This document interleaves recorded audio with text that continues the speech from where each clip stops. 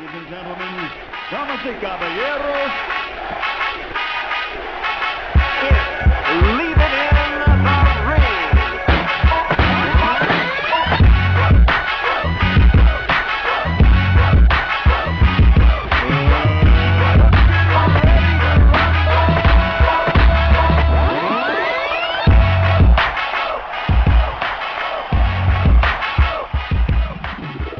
And welcome back to another edition of Leaving Radio. I'm your host, Dave Duenis, with my co-host, Mr. Gable Montoya. Boy, do we have a lot of stuff to talk about. Two major things that are in the news right now for the boxing world to really start putting their hands together and going, ooh, this is going to get good. First off is the whole Golden Boy Civil War. Schaefer and De La Hoya, their body language at the fight this past weekend with the Thurman and Diaz fight. Also, I don't know if you guys caught this, but Steve Kim from Max Boxing tweeted out there about Kathy Duva filing a complaint against Al Haymon. And that, to me, is the big news there. That, to me, is something that's really, really going to stir the pot for a lot of folks in the boxing industry, especially for the men in boxing. Because it's the sad part here is that you have a woman that's going to come in and say, you know what? And just imagine this. She's coming in with a little boombox with the song going, we're not going to take it, right? And she's going to do something that a lot of men in the business are afraid to do, which is step up and start pointing fingers and saying, yo, this is wrong. The monopoly of what you guys are doing and trying to keep us out on the outside, the smaller promoters, of getting any type of television slots, any exposure, or keeping our fighters away from you, from any of your guys' fighter ever fighting. And the only way that's going to happen is if they jump ship and, sail down to your island, is the only way they're going to get a payday, and a decent payday is that. So Kathy Duva stepping it up and saying, I'm filing the complaint, and I'm going to start opening these closed doors so that the rest of the world can see exactly what these other guys are manipulating. And Gabe, I think you received the filed complaint, right? You were able to read that, or how did that play out for you? Yeah, I've been I curled up with that yesterday, just like a good book. I want to make myself like a hot chocolate and just kind of chill and read the tale of the alleged plot to take over Golden Boy and away from Oscar De La Hoya. Basically what we've been saying all along: create a league of their own. And kind of sign all the talent and monopolize, corporatize the sport. I think it even goes further to even get, like people think that HBO was the only cable company that was going to get spurned here, but kind of looks more like everybody's going to be eventually, like Showtime as well. It's just kind of what we've been talking about all along, is what the suit alleges. I mean, there is the initial issues about the Stevenson and Kovalev fight, no doubt. That's the main issue here. But then everything that, in order to put it into context, the complaint paints the rest of the picture of Al Haymon within the sport of boxing, how he's alleged to have been operating for years and to what end.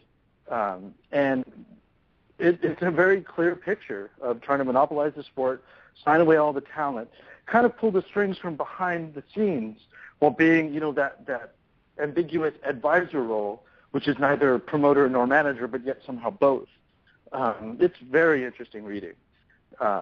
It's really, this is the thing that it's kind of like thinking, my writer brain is always, you want to come up with some line to put it all in perspective and to show how brave Kathy Duva is. And I think it's insulting to say that, she's, the only boxing promoter with a set of balls in the sport. I think that's insulting to her, because I don't think being brave is necessarily, and doing what's right is necessarily a male attribute.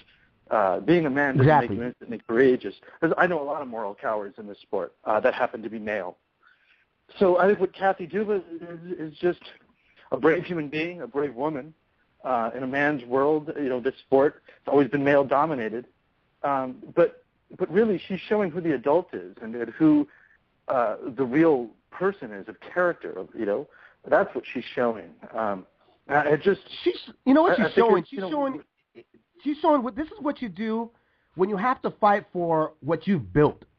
And when somebody tries to come in your house and trying to destroy everything that you and your family have built up together, this is her showing I'm not gonna lay down. I'm gonna fight back. I'm gonna do what any living person would do, is to survive, is to fight back, and that's exactly what she's doing. Yeah, and I think it's enough is enough. It's kind of like how many times you can have the border moved, How many times you can have somebody walk over and take a dump in your lawn, and then kind of just say it's okay. I mean, when people, it's not just against Haymon, it's against Golden Boy and also Showtime, and it talks about Espinoza in not so nice terms. It's all kind of the things I've intimated on the show that you've talked about, this monopoly and this kind of all under one umbrella mentality, and just like the fact that you have a lead counsel of Golden Boy running Showtime Boxing. How can you not, and the idea that they're, I've had other industry people come forward to me and say, this idea that, we'll work with any promoter, that just doesn't seem to be the case, is what this one person was saying to me. And others have said it, in the past when my other article came out just a couple of weeks ago when I interviewed Kathy and talked to her about this very issue, the monopolization and corporatization of the sport. It's a tricky thing to keep the sport fractured and have all the different promoters, kind of vying for the top spot and vying for the TV spots. But at the same time, that's kind of good for the sport because everybody should be putting their best foot forward. When you get these deals that are exclusive, we've seen this in the past with Golden Boy over at HBO. I mean, it wasn't always garbage, but they had the leverage to just do whatever they wanted. And so sometimes you just got garbage and you got favor fights. That's the danger of monopolizing in the sport. Right. And also the fighters don't seem to have any control. That's probably the best reading of this. I'm just kind of going over it because I'm not a contract lawyer, but there's an Al Haymon contract in there, an advisory contract. And it's, you wonder, is it a template? Is it the standard? But it's very interesting reading. I think this opens up all kinds of things. Federal investigation. Don't forget. If she wins the case is imminent. Don't forget to send me that so I can read it too. I got to read this. Yeah, absolutely. I'll run to the bathroom. It's sitting next to the toilet, and I will grab it. It makes for a good read. Next to this issue's Playboy magazine. Yeah, it's like I move everything out, light some candles. I really set the moment, because this is what it's all about right here. This is the moment. Right. Very interesting. Really interesting stuff. Hey, today we're gonna have a roundtable for the moment, the Mayweather versus Madonna fight. Not a lot of buzz about it. I got to tell you that, but we decided that we're gonna let other folks come on and make their predictions. So we have a pretty good lineup here. First up is going to be Mike Rodriguez, who's the Cup man and is also one of the guys from War Tape. He's going to be coming on. You guys heard him. He's come on and talked about the safety for fighters. He'll be on about 11:15. About 11:30, we're going to have strength and conditioning coach for Abner Mars, Luis Garcia. He's going to come through and give us his prediction and who he thinks is going to win that fight. And then a little later, we're going to have a trainer here in my town right now, where I live at, Tony Avila, who is the owner of Bad to the Bone Boxing Gym in Modesto, California. And then a little later, we're going to have the welterweight champion, Sean Porter, with his father, trainer Ken Porter, with us here on Leaving the Ring about 12:30. Noontime, we're going to give up our predictions, and we're going to talk about this past weekend fights, especially about the big buzz, what happened between Molina and Matisse. That was a big fight there. We knew that something was going to be special out of that fight. And you know what? My prediction almost came true, Gabriel. Molina almost pulled it off. He almost had it in the bag for him. But Matisse is just he's a tough nut to crack. Sometimes we felt like it wasn't even enough. But here we go. Steve Kidd from Max Boxing here on Leaving the Ring. What's up, Steve? Gentlemen, good morning, good afternoon to you. How you doing, Steve? I'm doing well. I just got out of yoga. I'm nice and stretched out. All right. Well, I got to go back. Man. I'm all stiff. If Kathy Duba's complaint has any merit to it, Richard Schaefer and Al Haymon are going to be nice and stretched out. I know you're writing a piece about it. Can you give us a little preview and insight into the complaint, as it were? Well, we're going to find out if it has any merit. I just want to know exactly how binding is an email as it relates to Kathy Duva and Yvonne Michelle when it came to the Sergey Kovalev-Adonis Stevenson fight that has gone by the wayside. But what I find interesting is that this complaint, and I have a copy of it, and as do you, Gabe, actually has a copy of the Al Haymon agreement. And a lot of people are telling me that's basically a promotional agreement that make it illegal in a lot of ways. I think that process of discovery, if it gets that far, is going to be really interesting. I think this case, if it has any legs to it and has any real ramifications, it won't be about Stevenson Kovalev. I don't think it's going to force that fight to happen. I think the schedule is already set, the die is cast. But I think what it's going to do is shine the light on exactly what is going on as it relates to Al Haymon. I mean, this even referenced the strife going on at Golden Boy between Richard Schaefer and Oscar De La Hoya, where it alleges in one of the pages that it's well known throughout the industry that Richard Schaefer and Al Haymon are trying to wrest control of that company from Oscar De La Hoya. I think it's a fascinating case, and basically my story is not going to shed any more light than what Chris Mannix or Scott Schaefer, who did a really nice job for Boxing Talk, or Kevin Iole. My story is basically going to be about the perspective, and I got some quotes and some thoughts from Kathy Duva about exactly why they're doing this. So I think it's interesting. I mean, there's a lot of fights going on in boxing, and the best ones are going on outside the ring, whether it relates to Julio Cesar Chavez and Top Rank, Andre Ward and Dan Goossen again. And this case here, I think, could really, I don't know if I want to say have a seismic change in the business, but it could certainly have a ripple effect because the ever-growing presence of Al Haymon, let's face it, it's pervasive and it is affecting the fights that we see. Yeah, that's the thing. I mean, it's a precedent-setting case. I mean, it really does kind of seem to be, just busting it out finally. I mean, I find it interesting over the years how much you've written about him, I've written about him. I know Doug has probably mentioned him in his mailbags a few times, and more than a few times. But like early on in the day, like you guys were been covering it the whole time as you've noticed this kind of disparity. And I think that's the biggest thing here is the contract coming out, but then all those people, if it gets to this point, that are going to be deposed, the Lou DiBellas, Dan Goossen, Gary Shaw, people that have worked with Al Haymon. Do you think it can get to that point? I mean, is the lawsuit big enough that it can cover it and start to kind of bring in this larger picture? Well, that's one of my points that I'm going to make is that, once again, Kathy Duva, as I've called her before, she's the ballsiest broad in the business. She's got more guts than most of the men. And you're right, the guys that have been towering or complicit with Al Haymon, what are they going to do here? Because this does directly affect them. And I give Kathy Duva a lot of credit. She could be part of the problem or she could create a solution. She believes that she's a fighter, and she's feisty. There's no doubt about it. I think she's one of the brightest minds in all of boxing. And she had enough. And I think she's not only fighting for her business, she's also fighting for the dynamic of the boxing business in general. And, there's a strange subset of fans and journalists or writers or bloggers or jock sniffers who get credentials who are rooting for Al Haymon as if they're part of the team, as if they're basically an extension of Sam Watson's kids walking in the fighters and acting as part of the entourage. I've never really quite understood that dynamic. But right. As a fight fan, I want to see the best fights. I don't want to see fights broken up. I don't want to see this obstruction. And to basically root for Al Haymon, that's like rooting for Microsoft or something. I don't know what you really get out of it.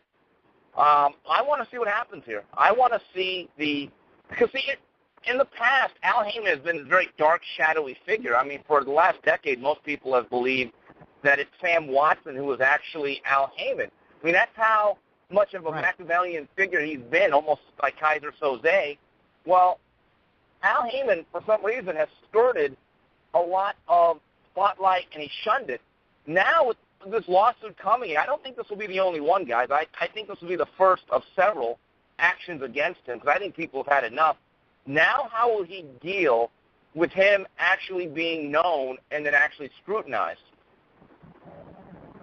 What do you think is what happened out of this outcome here, Steve? Is this something that you think is going to take an overall of years to come up with a solution? Do you think this is something that can happen behind closed doors before reaching court? What do you think the outcome is going to be? I really don't know. I mean, that could be up to the court. I'm not a lawyer. I read the legal filing yesterday, and I just was more entertained by it than anything, and I'll have to be educated by people that know much more than me. But I think the outcome is hopefully there's a fair and level playing field, and there's not a monopoly created. For all these boxing fans that want a monopoly, first of all, monopolies don't work. I don't think they're good for any business. I mean, look at the phone companies for years with AT&T or Bob Bell. That didn't help, I don't think, the consumers. What I think is going to happen here is that Al Haymon will hopefully, if this works out, Al Haymon will realize you can't act in the way you do. You have to respect other people's contracts. I think that, to me, if they are buzzing other fighters' ears, and we've all heard the rumors, interfering in contracts, blowing up fights, to me, I want that to stop. Not good for the business. I think it's our job as the media to kind of point it out. And, this is a long-range story that we have to write, and I think it's fascinating because there's an irony that now HBO is getting hurt by this guy and his actions or his influence and his power, when in large part HBO, under the regime of Ross Greenberg and Kerry Davis, basically enabled this. This is their creation, and this cannot be stated enough. And these guys should not be forgotten, because Ken Hirschman deserves a lot of criticism. But some of these problems that are currently plaguing the business of boxing was a direct result of the, I think, incredibly misguided leadership of Greenberg and Davis for over a decade. And it being underreported, that it was happening right under everybody's nose. I don't think, I think you took it as far as you could. Hauser did. But, the big question I want to hear in this is why the disparity in purses, the mechanics of how that happened. And that's a question nobody really answered. It's all just kind of been left to fester. You're absolutely right. Right, and, we had guys flat out saying there is no influence of Al Haymon. Well, that was incorrect, and that's why nobody reads those guys. They don't know anything. So exactly. Now I think people have to at least acknowledge, wow, this Al Haymon, number one, he is influential, he is powerful. And number two, is that a good thing? And we're going to soon find out. I think this is, as Terrell Owens once said, get your popcorn ready. There you go. Yeah, no doubt, without question. Well, Steve, again, brother, thanks for coming on and filling us in about this complaint here by Kathy Duva towards Al Haymon and Showtime. I appreciate it. Absolutely, guys. Great show. Thank you very much. Thanks, Steve. Have a great one. Well, we're at the end of our show here on Leaving the Ring. Everybody, have a safe weekend. Enjoy your weekend. It's my birthday weekend because my birthday is on Monday, which is Cinco de Mayo. I'm actually a Cinco de Mayo baby. So you guys be out there, be safe. If you're in Las Vegas, make sure you're responsible. Drink responsible. Don't drink and drive because you know what happens. You will spill your beer. We'll catch up with you guys next week, Thursday, here on Leaving the Ring. Don't forget Monday nights, you got the next round with Gabriel Montoya and Steve Kim. And then, oh my God, I almost got tongue-tied here. Boxeo Tijuana Radio, an all-Spanish network that is presented by the Leaving Ring Network to you on your mobile app, comes on every Tuesday. And then yours here, truly here, Leaving the Ring Radio, the guys that like to throw an hour rant about why our sport is so screwed up, but then continue to watch the sport. Because I've had a lot of people, come at me and they go like, well, if you hate the sport so much, why do you watch it? I don't know. Why do people watch train wrecks? Why do people watch car crashes? It's there. Anyways, hey, Gabriel, you have a good weekend, brother. Yeah, you too, man. And I will see you at the fights, or in one way or another. Peace. All right.